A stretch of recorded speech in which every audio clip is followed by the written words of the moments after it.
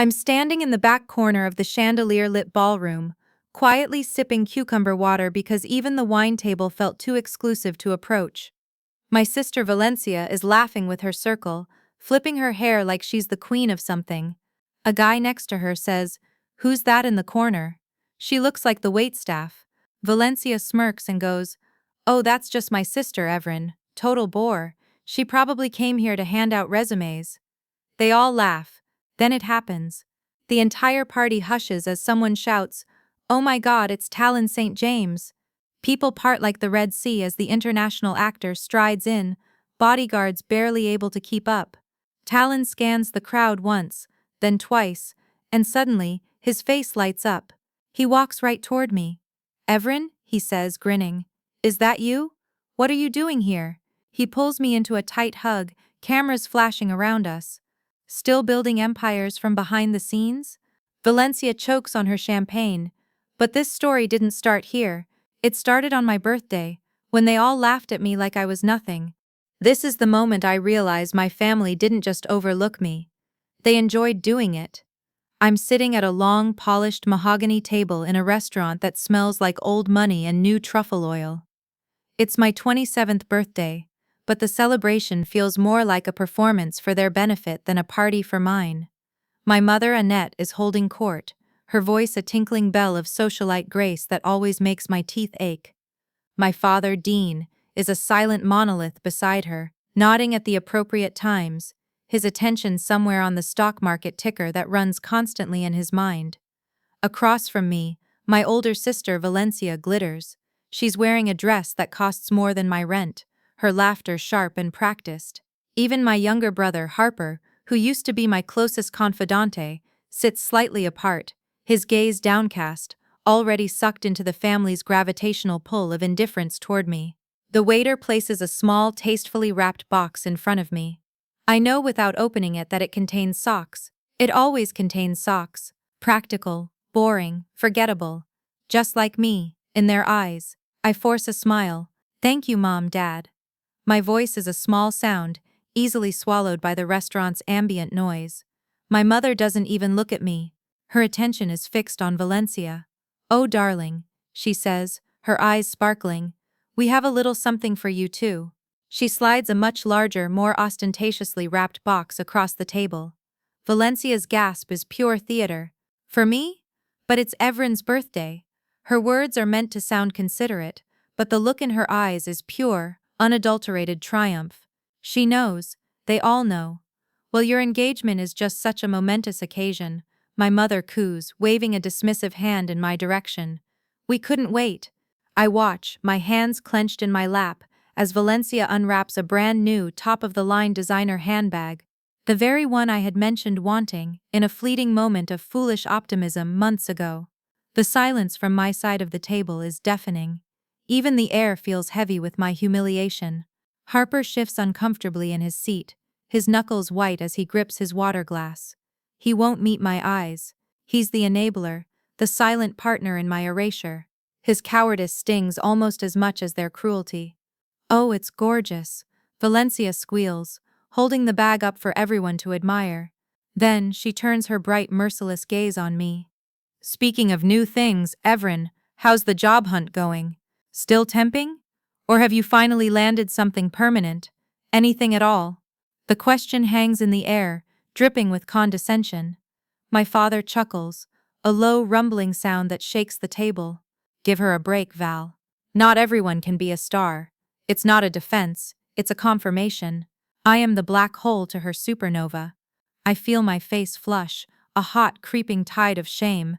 My part-time job as a cashier and my freelance copywriting gigs, the things that are barely keeping my head above water, suddenly feel like pathetic failures. "I'm working on a few things," I manage to say, my voice tight, "building a portfolio." Valencia lets out a peal of laughter. A portfolio of what? Rejection letters? Her fiancé, Jasper, who sits beside her, offers a weak, apologetic smile in my direction. He's a good man, I think, but utterly spineless, terrified of upsetting the delicate, toxic balance of the Calloway family. He says nothing. His silence is another brick in the wall they've built around me. That's when my mother delivers the final blow. She leans forward, her expression one of feigned sympathy, and pats my hand. The gesture is cold reptilian. "You're just not that exciting, sweetie," she says, her voice syrupy sweet. "Not like your sister. Some people are just quieter, more in the background. It's okay. It's not okay. It's a life sentence." I feel something inside me snap, a quiet, final severing of a bond I didn't even realize I was still clinging to. The socks on the table seem to mock me. The handbag in Valencia's lap feels like a weapon. I can't breathe. The air is too thick with their casual disregard. I stand up, my chair scraping against the polished floor. Every head turns to me, their expressions ranging from annoyance to mild surprise. "Excuse me," I whisper, my throat closing around the words. "I need to use the restroom." I don't wait for a response. I walk away, my back straight, my head held high, until I am safely inside the cool marble sanctuary of the women's bathroom. I lock the door, lean against the cold, smooth surface, and slide to the floor. The sobs come then, silent and racking. I cry for the little girl who always believed her family loved her. I cry for the young woman who is just now realizing they never even saw her. And as I sit there, on the cold, unforgiving floor of a fancy restaurant bathroom, a new feeling begins to crystallize amidst the pain. It's not sadness. It's not even anger. It's a cold, hard, diamond-bright resolve. They think I'm nothing. They think I'm a bore. They've written my story for me, and it's a tragedy of low expectations. But tonight, on my 27th birthday, I decide to pick up the pen. I will write a new ending, one they will never see coming. I will build an empire so vast and so brilliant that my shadow will eclipse their entire world, and they will have no one to blame but themselves. The tears stop. I wipe my face, take a deep breath, and look at my reflection in the polished chrome of the faucet. The woman looking back at me is no longer a victim, she's a warrior, and the war has just begun. The weeks that follow the birthday dinner are a blur of gritty survival. My apartment, once a cozy haven, now feels like a pressure cooker. The walls seem to close in on me, whispering reminders of my mounting bills and my family's crushing dismissal. I exist in a state of perpetual motion, a frantic juggling act of survival jobs that leave me exhausted to my very bones. My days start before sunrise, with the shrill alarm of my phone cutting through the thin blanket of sleep I manage to grab. I pull on my faded generic uniform for my cashier job at a local grocery store, the fabric rough against my skin. The hours there are a monotonous parade of beeping scanners, polite but empty customer interactions, and the constant nagging ache in my feet from standing for 8 hours straight. I watch people buy cartfuls of organic produce and expensive cheeses, their casual wealth a stark contrast to the sad, solitary can of tuna I'll have for lunch. After my shift, I don't go home. I find a corner in a noisy coffee shop, nurse a single cup of black coffee for hours, and transform into a freelance copywriter. My clients are small, faceless businesses from across the globe who pay me pennies on the dollar to write product descriptions and blog posts. My brain feels like a wrung-out sponge as I try to sound enthusiastic about artisanal soaps and ergonomic office chairs. On weekends, I add another job to the roster: dog walking. I trudge through city parks with a pack of energetic, lovable canines, their simple joy a brief respite from my own anxieties. But even then, my mind is racing, calculating how many walks it will take to pay my electricity bill, how many more articles I need to write to afford my internet. And then, there's the nights. The long, lonely nights where I try to claw my way toward a different future. I'm enrolled in an online marketing course, a significant investment that I paid for with months of scrimped savings. I sit in front of my aging, wheezing laptop, my eyes burning from the screen's glare, trying to absorb the complex theories of SEO, content strategy, and conversion optimization. It's my only lifeline, my one sliver of hope in a sea of despair. One evening, the contrast between my reality and my sister's becomes almost physically painful. I'm sitting on my lumpy couch, eating a bowl of instant ramen that tastes like salt and desperation. My thumb mindlessly scrolls through Instagram, and then I see it, a flood of images from Valencia's bridal shower. It's not just a party, it's a production, a lavish $10,000 affair held at a sun-drenched botanical garden. Valencia is radiant in a white lace dress, surrounded by a gaggle of equally glamorous friends, all sipping champagne and laughing. The pictures are professionally taken, the captions filled with fawning praise. De Valencia gets married, bridal bliss. Callaway wedding, it's trending in our city. I look at the picture of my sister, a flute of champagne in her hand, her smile effortlessly perfect, and then I look down at my bowl of cheap noodles. A wave of nausea washes over me. It's not just envy, it's a profound sense of injustice. We came from the same family, the same world, but we live in different universes. Hers is one of effortless abundance, mine is a relentless uphill battle. As if on cue, my laptop, my portal to a better life, chooses that exact moment to die. The screen flickers, a series of distorted lines dance across it, and then it goes black. A sickening final silence. I tap the keys, my heart pounding. Nothing. I press the power button again and again, my desperation growing with each fruitless attempt. Nothing. It's gone. Everything is on that laptop. My coursework, my freelance projects, the portfolio I was so painstakingly building. A scream builds in my throat, a primal sound of pure, unadulterated frustration. I snatch a pillow from my couch and press it against my face, muffling the raw, agonizing cry that tears its way out of me. It's a scream for the dead laptop, for the $10,000 party, for the birthday socks, for the constant grinding exhaustion. It's a scream for the girl who feels utterly, hopelessly alone. When the scream finally subsides, I'm left panting, my face wet with tears. The silence in my apartment is heavy, oppressive. I feel like I've hit rock bottom. There's nowhere else to fall. In the depths of that despair, I do the only thing I can think of. I pull out my phone, its small screen a poor substitute for my dead laptop, and start searching. I don't even know what I'm looking for. A solution, a sign, anything. I stumble through forums and articles, my thumbs aching, until I find it. An obscure online business forum. It's not flashy or popular. It's a niche community of serious entrepreneurs and marketing professionals discussing high-level strategies. The conversations are dense, technical, and intimidating, but something about it calls to me. I start reading, my exhaustion momentarily forgotten.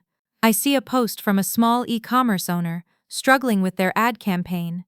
Without thinking, I start typing. I use the theories I've learned in my online course, the fragments of knowledge I've pieced together in my late-night study sessions. I point out flaws in their ad copy, suggest changes to their target audience, and offer a different approach to their funnel. I hit post and expect nothing. But then, something happens. Someone replies. They agree with my analysis. Then another, and another. Soon, a small but intense discussion is unfolding, with my comment at its center. They're using terms like insightful, brilliant, spot on. For the first time in a long time, I feel a flicker of something other than despair. It's a tiny, fragile spark, but it's there. A sense of being seen, of being heard, of being valued for my mind. I don't know it yet, but sitting there in my dark, silent apartment, with a bowl of cold ramen beside me and a broken laptop on the floor, I've just planted a seed. It's a tiny, almost invisible seed, planted in the most unlikely of places, but it's a start, and for now, that's enough. The forum becomes my secret world. In the dead of night, after a soul-crushing shift at the grocery store and a few hours of churning out vapid copy for clients who never knew my name, I would log on. It was a digital speakeasy where the currency wasn't money, but ideas. Here, I wasn't boring Evren or the academic disappointment. I was EC Strategies, a faceless avatar whose insights were respected and whose opinions held weight. I dissected marketing campaigns with a surgical precision, my comments sharp and insightful. I didn't waste words on pleasantries. I went straight for the jugular of a flawed business model. It was liberating. One night, a private message pops up in my inbox. The username is M. Hensley. The message is blunt, almost rude. Your analysis of the dropshipping funnel on the main board was ruthless and correct. Who are you? I feel a jolt of adrenaline. I do a quick search on the username. The results are sparse, but what I find makes my breath catch in my throat. Morris Hensley, the former CEO of a massive tech company, a titan of industry who had been unceremoniously ousted by his own board in a brutal corporate coup a few years ago. He had since become a recluse, a ghost in the machine of the business world he once dominated. I stare at the message, my fingers hovering over the keyboard. This has to be a scam. A prank. Why would a man like Morris Hensley be talking to me, a nobody with a borrowed laptop and a mountain of debt? I almost delete the message, but a spark of defiance, the same one that ignited in the restaurant bathroom, stops me. What do I have to lose? I type back a reply that is just as blunt as his message. I'm someone who understands the difference between revenue and profit. A lot of people on this forum don't. His reply is instantaneous. Arrogant. I like it. Let's see if it's earned. I'm sending you a link to a Shopify store. It's failing. Miserably. The conversion rate is a pathetic 0.5%. Audit it. Find the leaks. Send me a report. If you can show me a clear path to a 2% conversion rate, I'll send you $100. My heart pounds. $100. That's a week's worth of groceries. That's my phone bill.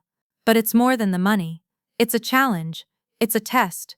And if I can't, I type, my skepticism still warring with a growing sense of excitement. Then you'll have wasted your time, and you'll know you're not as smart as you think you are. He replies, you have 48 hours. The link arrives. I click on it, and my screen fills with a website for a small, struggling online store selling handmade leather goods. It's a disaster. The product photos are dark, the descriptions are clunky, the checkout process is a labyrinth of confusing steps. It's a digital graveyard where potential customers go to die. For the next 2 days, I am a woman possessed. I forget to eat. I barely sleep. I live and breathe this failing store. I use every ounce of knowledge from my online course, every lesson learned from my freelance gigs. I map out the entire customer journey, identifying every point of friction. I rewrite the product descriptions, focusing on the story and craftsmanship behind each piece. I mock up a new streamlined checkout process. I create a detailed 20-page report, complete with charts, data analysis, and a step-by-step implementation plan. My report doesn't just show a path to a 2% conversion rate, it lays out a strategy for hitting 4%. I send it off with 3 minutes to spare, my hands shaking as I hit the send button. Then, I wait. The silence is excruciating. I start to doubt myself. Maybe I was arrogant. Maybe I overreached. Maybe it was all a cruel joke. The next morning, my phone rings. The number is unlisted. I hesitate, then answer, my voice a nervous croak. Hello? 4%. The voice on the other end is gravelly, impatient, and utterly unmistakable. It's him, Morris Hensley.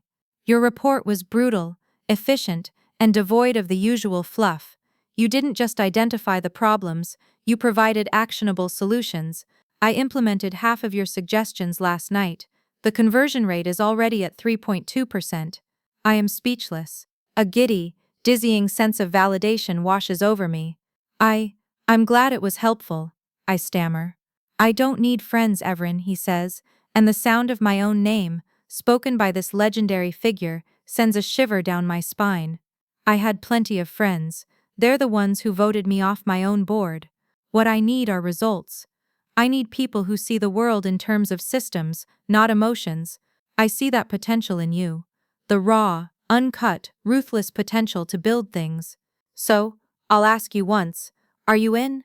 The question hangs in the air, a doorway to a world I have only ever dreamed of. It's a world of high stakes, of brilliant strategies, of building empires from the ground up. It's a world where I am not the boring sister, but the architect. There is no hesitation. There is no doubt. This is the moment my life pivots. This is the moment the warrior I discovered in the bathroom mirror picks up her sword. Yes, I say, my voice clear and steady, all traces of nervousness gone. I'm in. On the other end of the line, I hear a faint, dry chuckle. Good, Morris says. Your real training begins now, and it's going to be hell. I smile. For the first time in a long time, it's a real smile. A smile of pure, unadulterated hope. I can't wait. My life transforms into a relentless, clandestine boot camp. Morris Hensley is not a gentle teacher. He is a drill sergeant of entrepreneurship, and our classroom is the unforgiving landscape of e-commerce. Our communication is sparse and brutally efficient, terse emails, late-night calls that last no more than 10 minutes, and the occasional cryptic text message. He doesn't offer praise, only corrections. He doesn't coddle my failures, he dissects them. The first project he gives me is a small, struggling subscription box service. Rebrand it, he commands over a crackling phone line. The current brand identity is weak, forgettable, give it a soul. I spend a week buried in market research, creating mood boards and designing a new logo and brand voice. I pour my heart into it, crafting a narrative I think is compelling and emotional. I send him the presentation, proud of my work. His feedback comes in a single, crushing email. This is a Hallmark card, not a brand. You're selling a product, not a feeling. Feelings don't pay the bills. Start over. The criticism stings, but there's no time for self-pity. I scrap the entire concept and start again, this time focusing on the cold, hard data. I analyze the target demographic, their purchasing habits, their pain points. I build the brand around a solution, not a story. This time, his reply is just 2 words. Better. Implement it. Next, he throws me into the shark tank of digital advertising. Here's a $500 ad budget, he says. Don't lose it. I spend days crafting what I think is a brilliant ad campaign for a new line of sustainable home goods. I target my audience carefully, write what I believe is killer copy, and launch the campaign with a sense of nervous excitement. I watch the numbers, my heart sinking as the clicks fail to convert into sales. Within 48 hours, I've burned through $300 with almost nothing to show for it. I call him, my voice thick with shame. I failed, I admit, the words tasting like ash. I lost the money. I expect him to yell, to fire me, to tell me I'm a disappointment. Instead, he's quiet for a moment. Good, he says finally. That $300 was the best money you'll ever spend. That's not a loss, that's tuition. You just paid for a masterclass in what doesn't work. Now tell me what you learned. And so I do. I walk him through my mistakes, my flawed assumptions, my misjudged targeting. He listens without interruption. When I'm done, he says, you learn more from a $300 failure than a $1,000 success. Now fix it. I go back to the drawing board, humbled and smarter. I adjust the ad copy, tweak the targeting, and relaunch the campaign with the remaining budget. This time, it works. The sales start to trickle in, then flow. I feel a surge of triumph that is more potent than any praise. Through it all, my old life continues. I still work my shifts at the grocery store, the beeping of the scanner, a constant reminder of the world I'm trying to escape. I still walk dogs in the park, the leash in my hand feeling flimsy compared to the reins of the businesses I'm now helping to steer. And my family remains blissfully, willfully ignorant.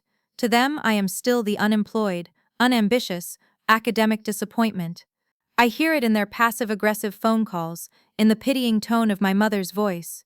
Are you still finding yourself, dear? She asks, her words dripping with condescension. Valencia is so worried about you. I learn to play the part. I give them vague, non-committal answers about my freelance work. I let them believe I am struggling, directionless. Their underestimation is my armor. It allows me to work in secret, to build my arsenal without their scrutiny. Their dismissal fuels my ambition, turning it from a spark into a raging inferno. Then, a breakthrough. Morris refers a new client to me. It's not one of his pet projects, it's a legitimate external business. A small independent skincare brand run by 2 young, ambitious women. They've heard about my work through a whisper network Morris has cultivated. They want me to handle their entire digital marketing strategy. This is different. This is real. This is my first client. I pour everything I have into their brand. I work 20-hour days, fueled by cheap coffee and a burning desire to prove myself. I rebuild their website, overhaul their social media, and launch a targeted ad campaign that is both data-driven and soulful, a balance I have finally learned to strike. The results are explosive. Their sales triple in the first month. They are ecstatic. They send me a bonus and a glowing testimonial. And they pay me. It's the first significant check I've ever earned from my own strategic mind. I hold the check in my hands, the paper feeling heavy with a significance that goes far beyond its monetary value. This is proof. This is tangible success. I don't cash it right away. Instead, I open my banking app and look at the meager balance in my account. Then, with a steady hand, I transfer every single penny of my earnings into a new, separate business account. I name it Callaway Strategies. I don't spend a dime of it on myself. I don't buy a new laptop, or better food, or a new coat. I reinvest everything. I buy premium analytics software. I pay for advanced design tools. I enroll in a high-level course on financial modeling. Every dollar is a brick, and I am laying the foundation of my empire, one meticulously placed investment at a time. My family continues to call me the disappointment. They have no idea that in the quiet of my tiny apartment, while they sleep in their comfortable beds, the disappointment is becoming a dynasty. The crisp cream-colored envelope arrives on a Tuesday afternoon, looking starkly out of place amongst the usual collection of bills and junk mail. My name and address are written in an elegant, flowing calligraphy that I recognize instantly as Valencia's. It's not just an invitation, it's a statement, a declaration of her superior status. I slit it open with a kitchen knife, my hands steady. The card inside is thick and impossibly expensive, embossed with gold leaf. It formally requests my presence at the wedding of Valencia Callaway and Jasper Klein.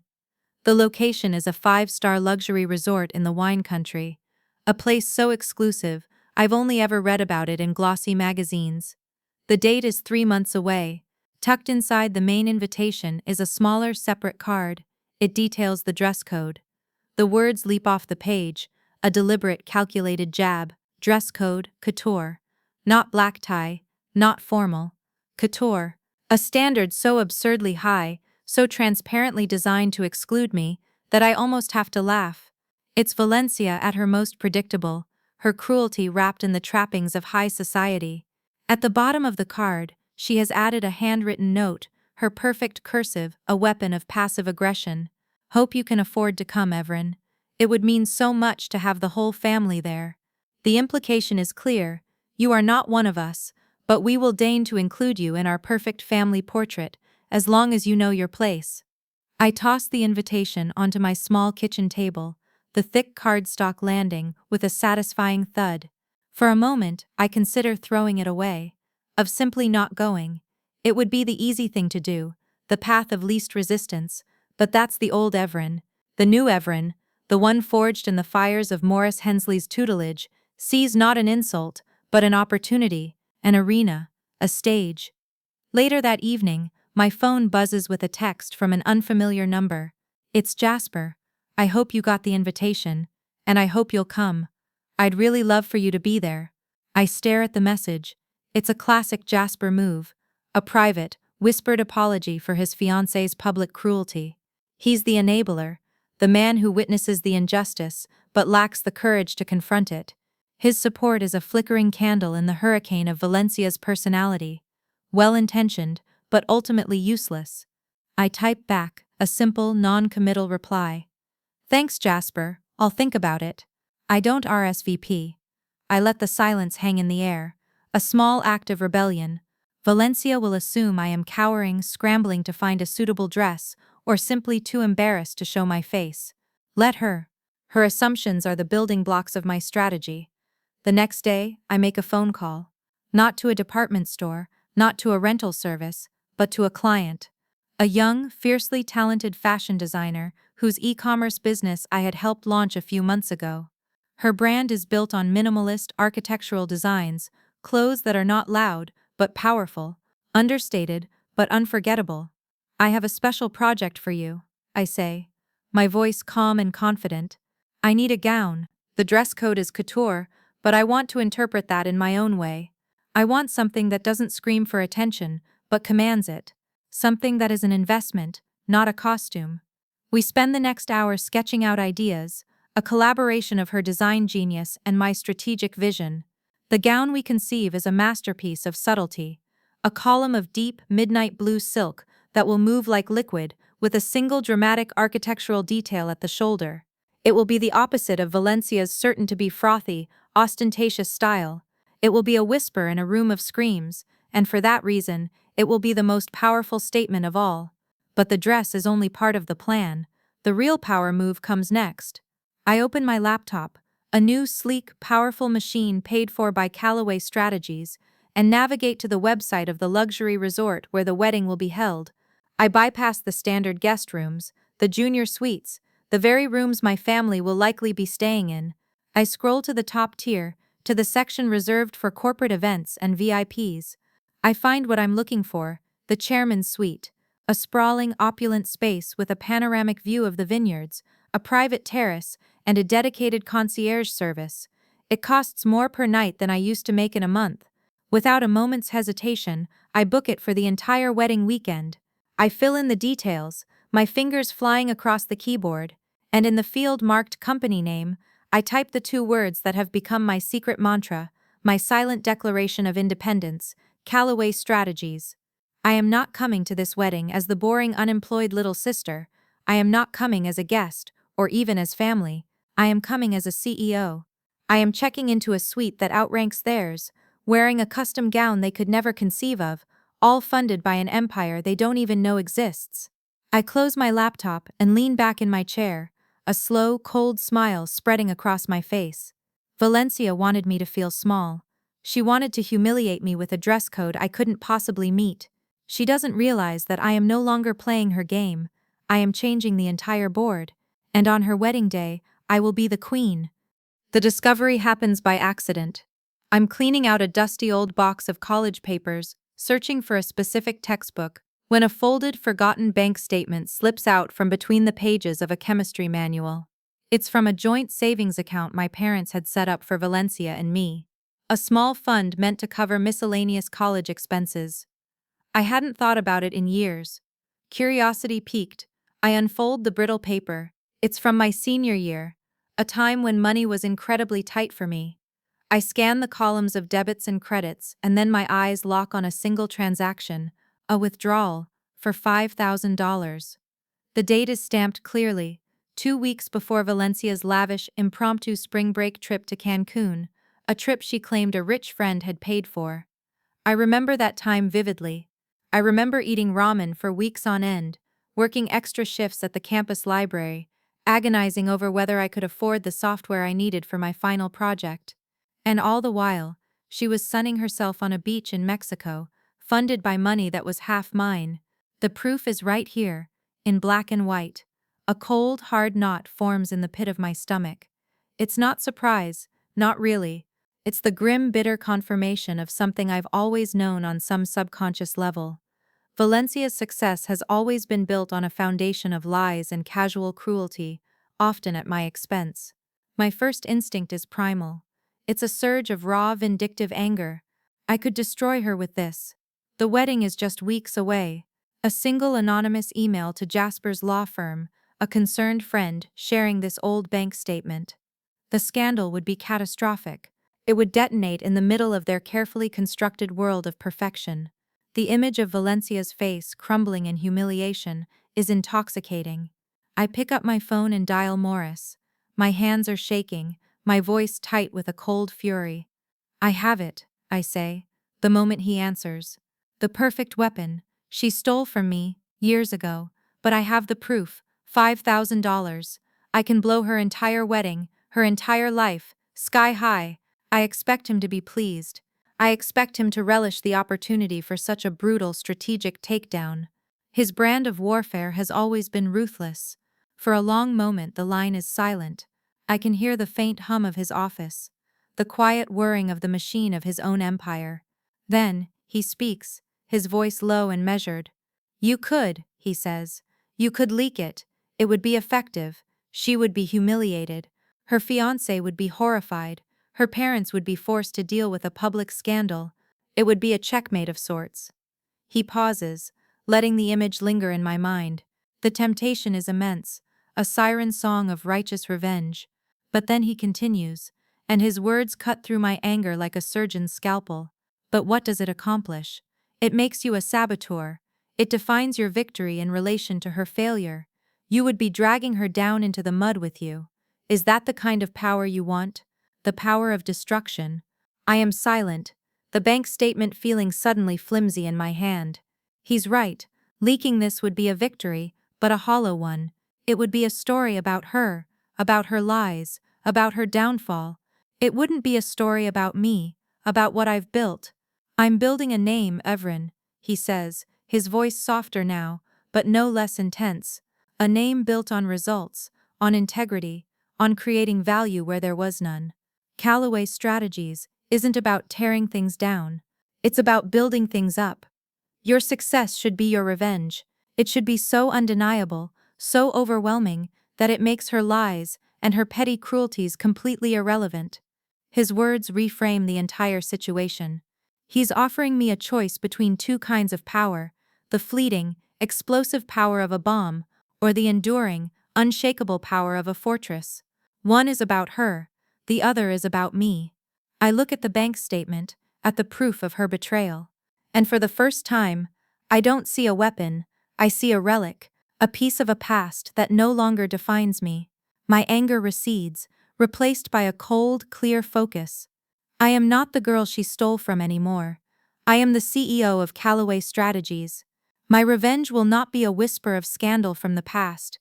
It will be the roar of my success in the present. You're right, I say, my voice steady. I don't want to drown in her lies.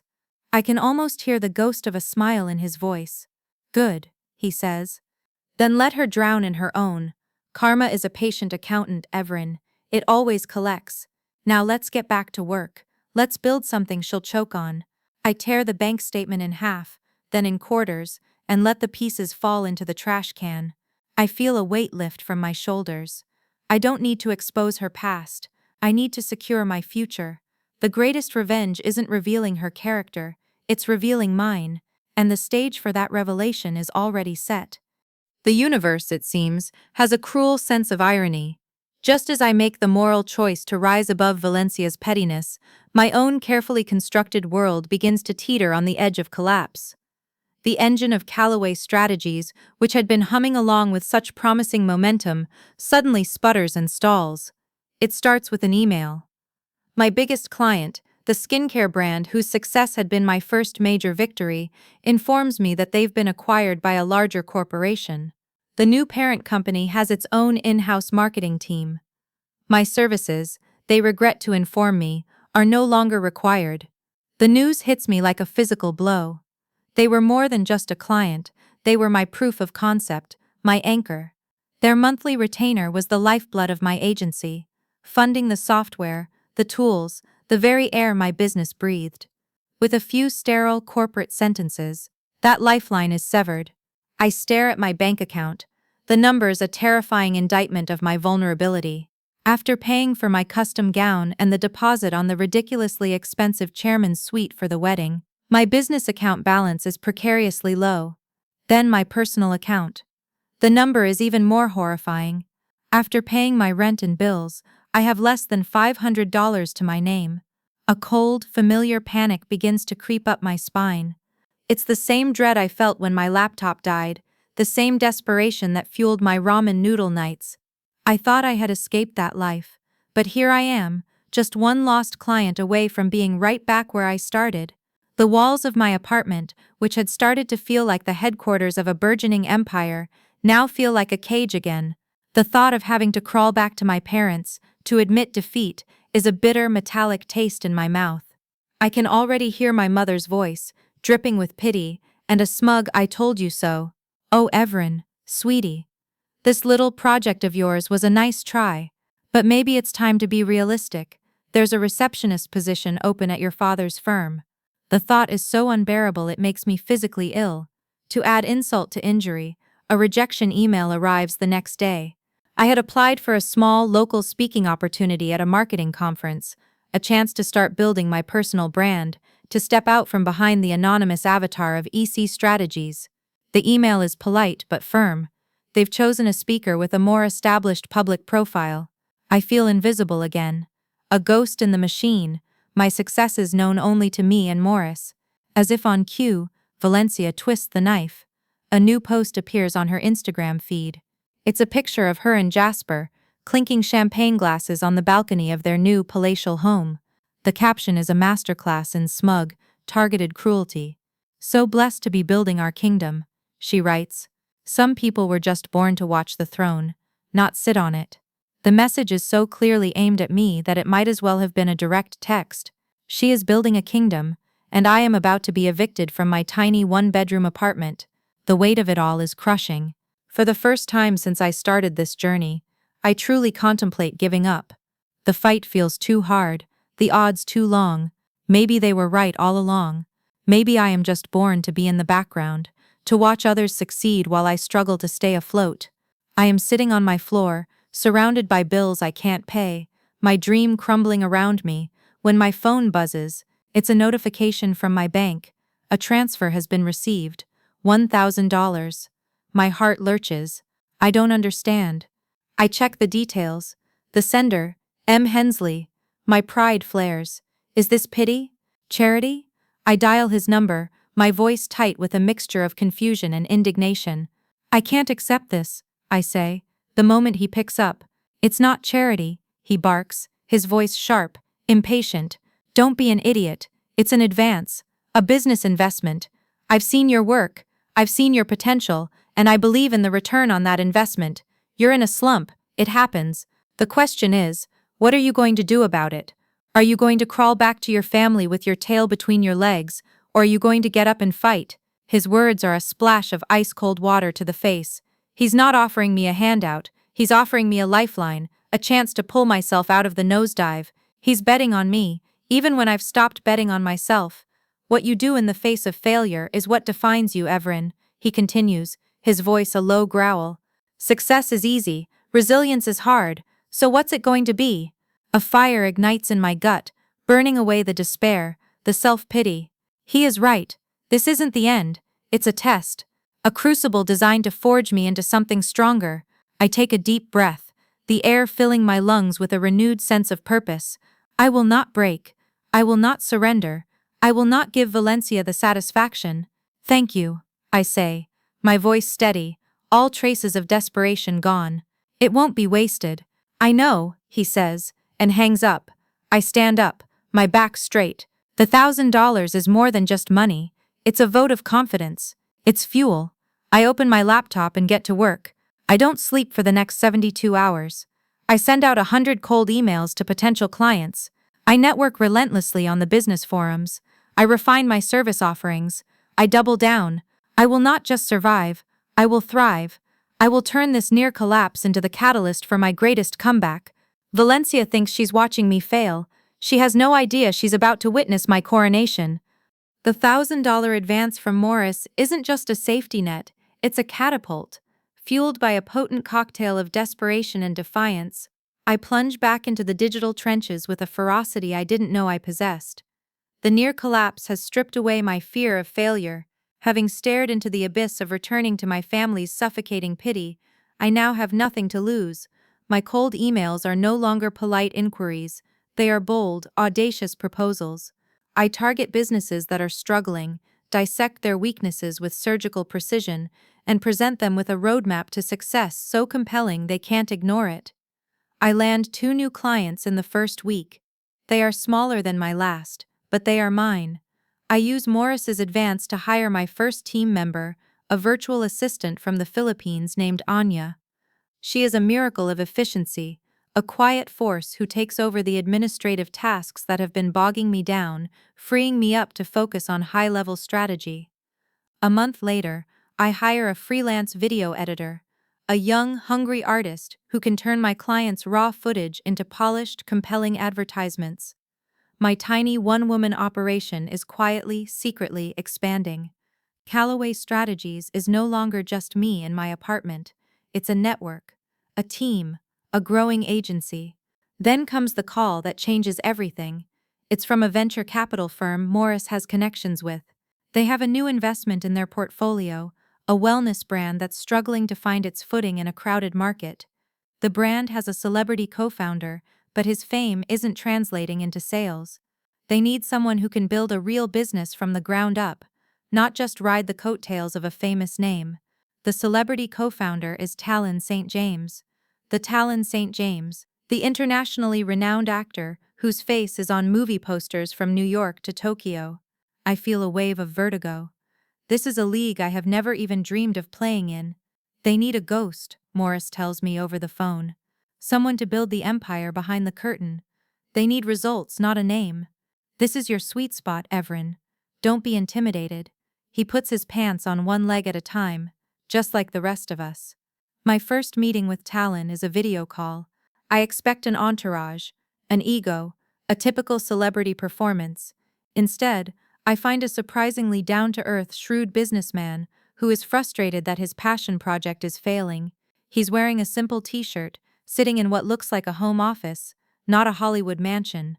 My team thinks slapping my face on the product is a marketing strategy, he says, his voice laced with exasperation. I'm an actor, not a salesman. I need someone who understands the nuts and bolts of this, who can build a real brand, a real connection with customers. I spend the next hour walking him through my proposed strategy. I don't mention my age, my background, or my lack of a fancy office. I just talk about the data, the market, the customer journey.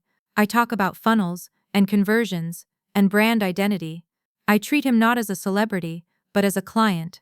By the end of the call, he's leaning forward, a look of intense focus on his face. I've had a dozen meetings with top-tier agencies, he says. They all want to talk about my brand. You're the first person who has talked about the customer's brand. You're hired. The work is intense. I am ruthless. I tear down their existing website, which is nothing more than a glorified fan page for Talon. I rebuild it around the product, around the value it offers. We create content that is authentic and educational, not just a series of glossy photos of him. I implement a sophisticated advertising strategy that targets niche audiences who are genuinely interested in wellness, not just celebrity gossip. The results are staggering. In 3 months, we don't just increase sales, we multiply them by 10. We 10x their revenue. The brand goes from a struggling side project to a profitable, fast-growing business. Talon is ecstatic. You're a miracle worker, Evren, he says on one of our weekly calls, a genuine booming laugh echoing through the phone. You've got fire, real honest-to-God fire. It's during this time that I make a crucial decision. I rebrand my business. I officially register Ev Callaway Strategies LLC. I build a sleek, professional website, but I make one key choice. My face is nowhere on it. The About Us page talks about our philosophy, our results, our data-driven approach. It lists our services and showcases our success stories through anonymous case studies. But the founder, the architect behind it all, remains a mystery. I am still a ghost. It's a strategic choice. My anonymity is my power. It allows me to operate without the baggage of my family's perceptions, without the judgment of a world that might dismiss a young woman in a field dominated by older men. It forces potential clients to judge me on one thing and one thing only: my results. My family, of course, knows nothing. I am still just Evren, the quiet one, the one who is finding herself. The irony is a constant, secret source of amusement. They have no idea that the daughter they dismiss as a failure is now the secret weapon behind a global superstar's burgeoning business empire. They have no idea that Callaway Strategies is becoming a name whispered with respect in circles they could only dream of entering. They see a caterpillar. They have no idea she has already become a butterfly, and she's about to cause a hurricane at a wedding they think will be their crowning achievement. The silence from my end has clearly unnerved them. After weeks of me not RSVPing to the wedding invitation, my mother starts a campaign of concerned, probing phone calls. Evren, darling, we haven't heard from you. Are you coming to Valencia's big day? We need a final head count for the caterer. Her voice is a syrupy blend of fake concern and genuine annoyance. I'm still figuring out my work schedule, I reply, keeping my tone deliberately vague. Things have been busy. Busy. Busy. She scoffs, the sound sharp and disbelieving. Busy with what, exactly? Your little freelance projects? Surely you can take a day or two off for your own sister's wedding. Then, 2 weeks before the event, an email lands in my inbox. It's from Valencia. The tone is magnanimous, condescending, and utterly predictable. Hi, Evren, it begins. I know things are probably tight for you right now, and I don't want you to feel left out. So, I was thinking, I have the perfect way for you to be involved in the wedding. We need someone to be in charge of the guest welcome bags. You know, making sure they get to the right rooms, coordinating with the hotel staff. It's a super important job. It would be such a huge help to me. I read the email twice, a slow, cold smile spreading across my face. It's perfect, more perfect than I could have ever planned. She isn't just inviting me, she's giving me a job. The job of a glorified errand girl. She is literally, explicitly, putting me in the servants' quarters of her grand production. This is the ultimate expression of how she sees me, as the help. Of course, I reply, my email response swift and sweet. I'd be happy to help in any way I can. See you there. Her relief is palpable, even through the screen. Amazing. Knew I could count on you, sis. Uxo. She has no idea what she's just done. She hasn't just given me a task. She's given me a backstage pass. She's given me a reason to be behind the scenes, to interact with the event staff, to move through the resort with a purpose that no ordinary guest would have. She thinks she's humiliating me. In reality, she's handing me the keys to the kingdom. The wedding weekend arrives. I drive up to the sprawling, sun-drenched resort, in my modest but reliable car. I bypass the main valet, where my family is likely having their luxury sedans parked, and head to the service entrance. I am, after all, here to work, or so they think. I walk into the lobby, not as a guest, but as an organizer. I find the wedding planner, a chic, stressed-out woman named Inez Waller. She's clutching a clipboard, her eyes darting around the chaotic lobby, which is already starting to fill with wedding guests. Inez is the neutral observer in this drama, a woman who until now has probably seen me as nothing more than a name on a checklist, the bride's unfortunate sister. Hi, Inez, I say, my voice calm and professional. I'm Everin Calloway. Valencia asked me to handle the guest welcome bags. Inez gives me a harried, dismissive glance. Oh, right, the sister. Great. They're over there, she says, gesturing vaguely towards a mountain of beautifully packaged gift bags in the corner. The guest list and room numbers are on the table. Try not to mess it up. For the next hour, I play the part. I diligently check names off a list. I coordinate with bellhops. I ensure every bag gets to the correct suite. My family arrives and sees me bustling about. Valencia gives me a smug, satisfied smirk. My mother gives me a pitying look that says, at least she's making herself useful. They see exactly what they expect to see. Boring Everin, the helpful little sister, the family disappointment. Once the task is complete, I walk over to the main check-in desk. My father is there, arguing with the clerk about his room not having a satisfactory view. I am Dean Calloway, he says, his voice dripping with entitlement. The father of the bride. I wait patiently until he's finished his tirade and has stormed off with his new room keys. Then I step up to the counter. The clerk looks at me, her expression weary. Checking in? She asks. Yes, I say, smiling warmly. The reservation is under Calloway. Calloway Strategies. The clerk's fingers fly across her keyboard. Her eyebrows shoot up. Her entire demeanor shifts. The weariness is replaced by a look of deference, of respect. Of course, Ms. Calloway, she says, her voice suddenly hushed, professional. We have you in the chairman's suite. Your personal concierge is waiting to escort you upstairs. At that moment, Inez Waller, the wedding planner, walks by. She overhears the exchange. She stops dead in her tracks, her clipboard held frozen in midair. She turns to me, her eyes wide with disbelief. Wait, she stammers, looking from me to the clerk and back again. The chairman's suite? Under Calloway Strategies?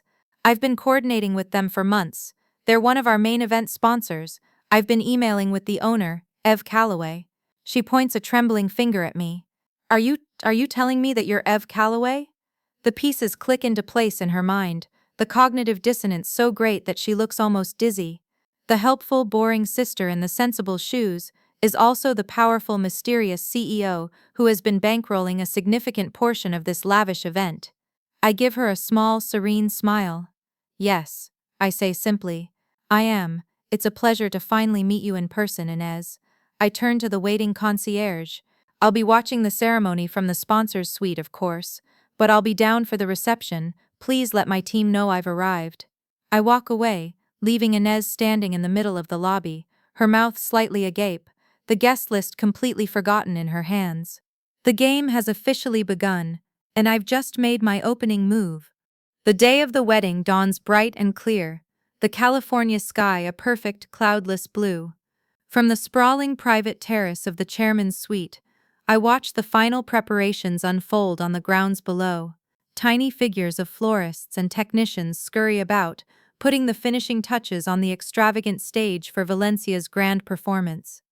I sip my coffee, which was delivered by my personal concierge, and feel a sense of profound, unshakable calm. Downstairs, in their significantly smaller but still luxurious suites, my family is a whirlwind of nerves and excitement. My mother is no doubt micromanaging every detail, ensuring the Calloway family image remains flawless. My father is probably on his phone, checking stocks, treating his daughter's wedding like another business transaction. And Valencia is the star, the sun around which their entire universe revolves today. She is basking in the attention, blissfully unaware that a new celestial body has entered her orbit, one with a gravitational pull she cannot possibly comprehend. I take my time getting ready. My custom-made gown hangs in the closet, a column of midnight blue silk that seems to absorb the light, promising a quiet power. My hair and makeup are simple, elegant, done by a stylist I hired, one who specializes in understated glamour. I am not dressing for a wedding, I am dressing for a revelation. When I descend for the ceremony, I don't join the throng of guests finding their seats. Instead, I am escorted to the sponsor's suite, a private, elevated viewing area with a perfect vantage point over the entire event. It has its own bar, its own catering, and is reserved for the resort's most important partners. As I take my seat on a plush velvet couch, I see him, the resort owner, a distinguished older gentleman named Mr. Davis.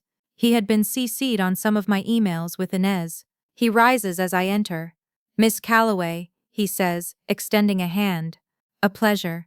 Thank you again for your significant contribution to this event. It's a spectacular affair." "It certainly is," I reply, my voice even.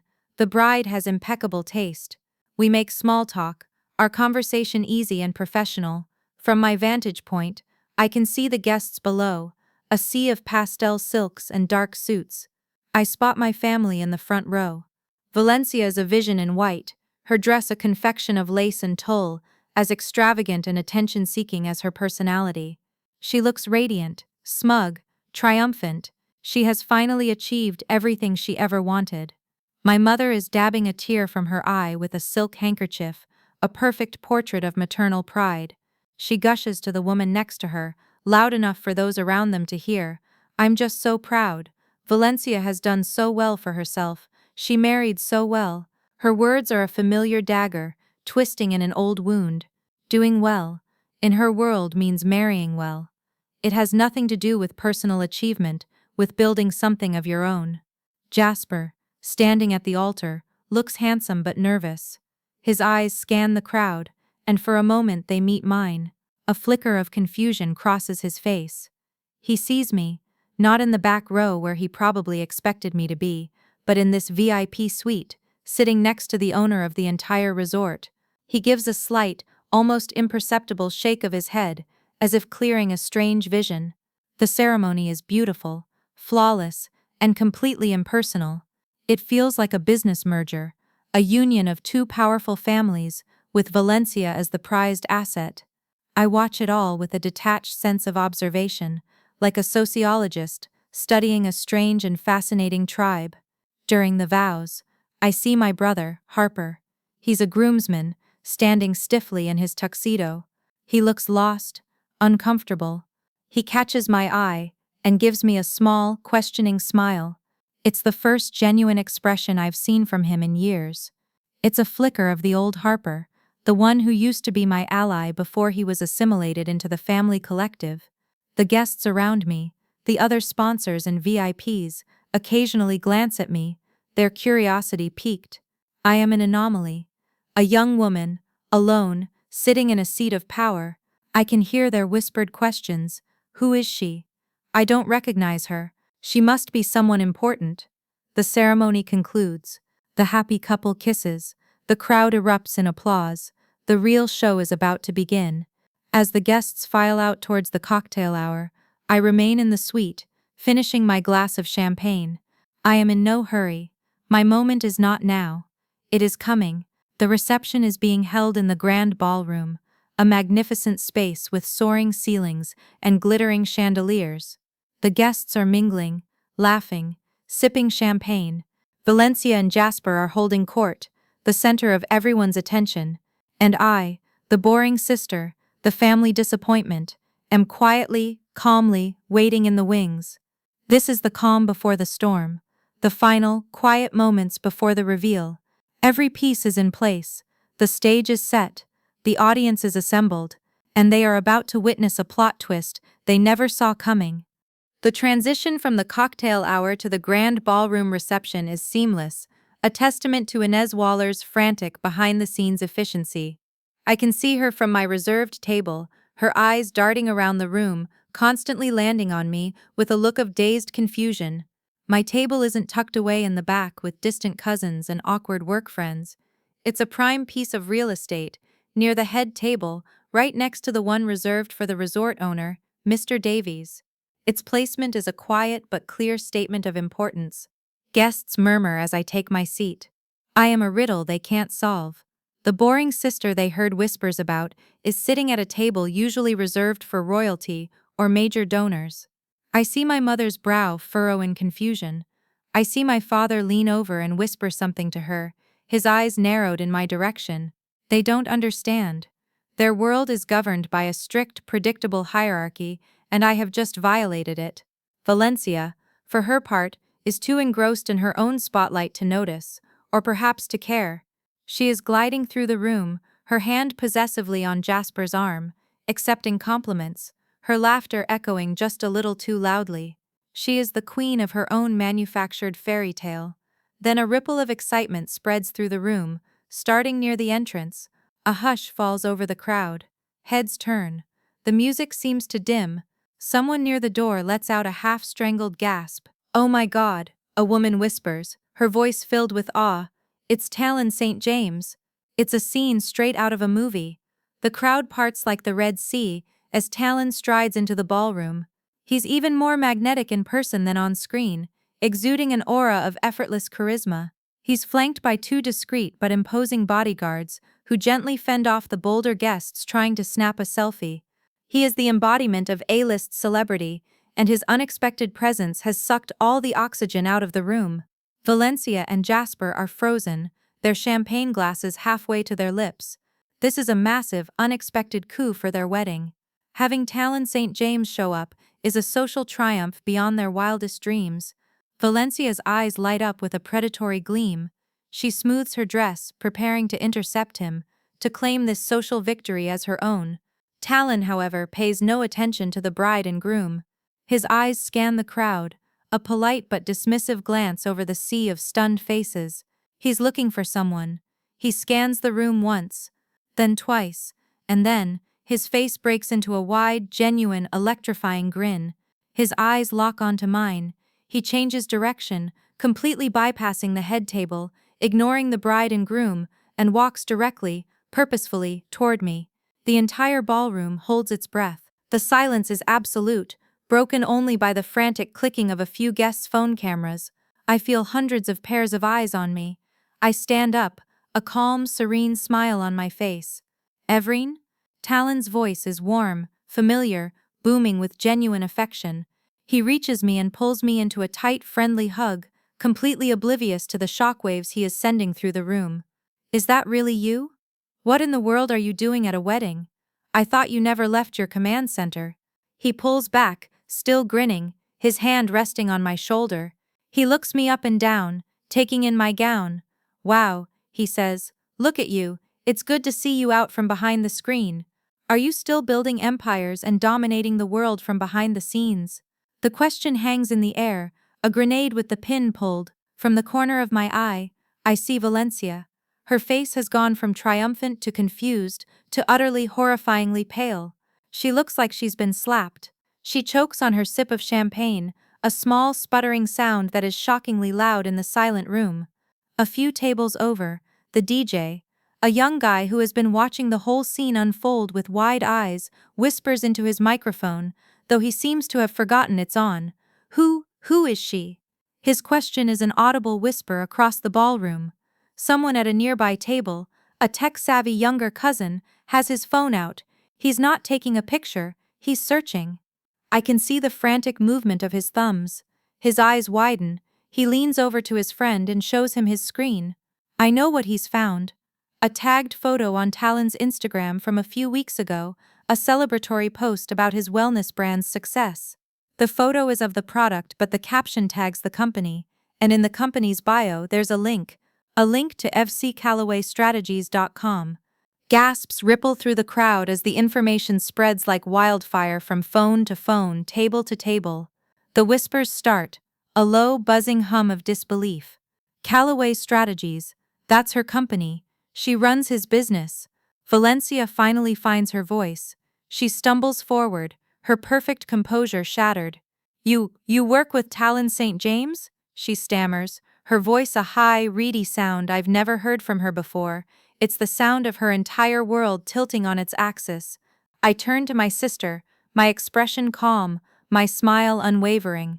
I look her directly in the eye, and in front of her friends, our family, and 150 stunned guests, I deliver the line I have been waiting my entire life to say. No, Valencia, I say, my voice clear and carrying across the silent ballroom. He works with me. The silence that follows my statement is a living thing. It's thick, heavy, and charged with the electric shock of revelation. It's the sound of 150 people simultaneously recalibrating their entire understanding of the Callaway family dynamic. Valencia just stands there frozen, her face a mask of disbelief. The pale shock has been replaced by a splotchy, unbecoming red. Her mouth opens and closes, but no sound comes out. She looks like a fish out of water, gasping for the familiar air of superiority that has just been sucked from the room. Jasper, her new husband, is the first to recover. He looks at me, truly looks at me, as if for the very first time. The polite, pitying smile he usually reserves for me is gone. In its place is a look of stunned awe, of dawning respect. He sees not Valencia's charity case sister, but a woman standing shoulder to shoulder with a global celebrity, a woman who just calmly asserted herself as the boss. His gaze shifts to Valencia, and for the first time, I see a flicker of something other than adoration in his eyes. It's a shadow of doubt, of re-evaluation. He is finally seeing the woman he married in a new, unflattering light. The whispering among the guests erupts into a low roar. Phones are out everywhere, not just taking pictures, but furiously Googling Ev Callaway Strategies. The story is spreading in real time, whispered from guest to guest. She's the CEO, her agency manages his brand. She's the one behind their 10x growth. My father, Dean, looks like he's been struck by lightning. His face, usually a mask of stoic indifference, is slack with shock. He is a man who understands power and money above all else, and he is just now realizing that the daughter he wrote off as a failure is wielding a level of influence he can't even comprehend. My mother, Annette, looks utterly lost. Her carefully constructed world of social hierarchies has been shattered. The daughter she labeled as not exciting is at this moment the most exciting and talked about person in the room. Her golden child, Valencia, has been completely and utterly eclipsed. Valencia finally finds her voice, and it's laced with a desperate, frantic energy. Why didn't you tell us? She sputters, trying to regain control of the narrative, to frame my success as a secret I maliciously kept from them. You never told us you were doing all this. It's a weak attempt to paint me as the villain, as secretive and deceptive. It's a last-ditch effort to save face. I hold her gaze, my own expression calm and unpitying. I give her no anger, no triumph, just a simple, unassailable truth. You never asked, I say. The 4 words land with the force of a physical blow. They are simple, elegant, and undeniable. They place the blame squarely back where it belongs, on her indifference, her self-absorption, her complete and utter lack of interest in my life. The line cuts through the noise in the ballroom, and a new wave of silence falls as everyone absorbs its brutal honesty. Just then, Inez Waller, the wedding planner, steps up to the microphone on the stage. She was supposed to introduce the first dance, but she improvises. Her face is flushed with a mixture of professional panic and genuine admiration. "Ladies and gentlemen," she says, her voice trembling slightly, "it seems we have more than one guest of honor tonight. Before we welcome the happy couple to the dance floor, I'd like to propose a toast." She raises her glass, not to Valencia, but directly to me. "To Evelyn Calloway," she says, her voice ringing with newfound respect. "For her incredible success, her quiet brilliance, and for reminding us all that the most powerful people in the room are often the ones you least expect." A smattering of applause starts, then grows. Mr. Davis, the resort owner, stands and raises his glass. Talon St. James grins and applauds enthusiastically. Jasper, after a moment's hesitation, slowly, deliberately raises his glass as well. The guests follow suit. The room is filled with the sound of applause, a toast to the sister who was supposed to be invisible. Valencia stands there, forgotten, as the toast to my success echoes around her. The spotlight has moved. The tide has turned. This is no longer her wedding. It's my coronation. The carefully constructed facade of the perfect Calloway family has cracked, and through the fissures, the truth is pouring in. And the truth is, the daughter they ignored is the one they should have been watching all along. The rest of the wedding is a blur of surreal, disjointed moments. The first dance happens, but it's an anticlimax. Valencia and Jasper move mechanically across the dance floor, a wide, brittle smile plastered on her face, but her eyes are constantly darting towards me, filled with a toxic cocktail of fury and confusion. The power dynamic of the entire event has been irrevocably altered. I am no longer an awkward wallflower, I am a center of gravity. Guests who hours before wouldn't have given me a second glance now approach my table with a newfound deference. They want to talk about marketing, about e-commerce, about Talon St. James. They see me not as Valencia's sister, but as a business prodigy, a power broker. Valencia predictably attempts damage control.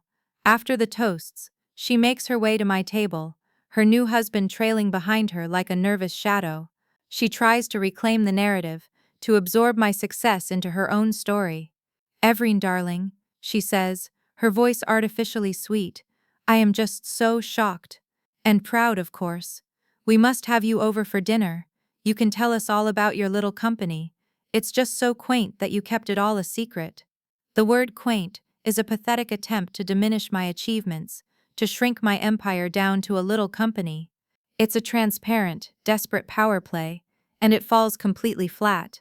"It's not a secret, Valencia," I reply calmly, not bothering to stand. "It's just my life. You were never interested in it before. Why would you be now?" Her face tightens. Jasper steps forward, his expression pained. "She's right, Val," he says quietly. I'm sorry, Evelyn, for not paying attention, for being spineless. What you've done is incredible." It's the first time he has ever stood up to her in my presence. It's a small crack in the foundation of their brand new marriage, and it's a direct result of the truth that has been revealed tonight. Later, my mother descends upon my table, her face a mask of bewildered agitation. "Evelyn, why didn't you bring any of this up sooner?" she asks, her voice a sharp, accusatory whisper. "You let us believe you were struggling, you made us worry. Think of how this looks." Her concern isn't for me, it's for herself, for her image. My success doesn't fit into the neat little box she had put me in, and it inconveniences her. She is not proud, she is embarrassed that she was so spectacularly wrong. "I didn't need your approval, Mom," I say, the words simple and direct. "My success was never about you." I feel a vibration in my pocket. I pull out my phone. It's a single text message from a number I know by heart. It's from Morris. The message is short, concise, and more validating than any applause or toast. "That's how you host a show." I smile, a genuine, heartfelt smile. He gets it. He understands that this was never just a wedding. It was a hostile takeover of my own narrative. The final, and most meaningful interaction of the night comes from my brother. As the party begins to wind down, Harper approaches my table alone. He looks awkward, his hands stuffed in his pockets. For a long moment, he just stands there, searching for words. I'm an idiot, he says finally, his voice thick with emotion. I didn't know about all this. He gestures vaguely at the room, at the lingering aura of my triumph. But I knew you weren't what they said you were. I went along with it, it was easier. He finally meets my eyes, and I see the ghost of the boy who was once my best friend. You were never boring, Evren, he says, his voice cracking. You were just brilliant in silence. He closes the distance between us and wraps me in a hug. It's not a polite social hug. It's a real, tight, desperate embrace, full of years of unsaid apologies. I'm so sorry, he whispers. I hug him back, a lump forming in my throat. This, more than the celebrity endorsement, more than the gasps of the crowd, feels like a true victory. It's the reclamation of a relationship I thought was lost forever. As I leave the reception, long before the bride and groom make their grand exit, I feel a profound sense of peace. I haven't just revealed my success, I've revealed their characters. Valencia's cruelty, my mother's narcissism, my father's indifference, Jasper's weakness, and Harper's regret. The fallout from this night will ripple through their lives for years to come. The Calloway family, as they knew it, is over. And in its place, something new has begun. Something built not on image, but on truth, and I am its architect. The world doesn't change overnight, but my world does. The aftermath of the wedding isn't a fiery explosion, but a quiet, seismic shift.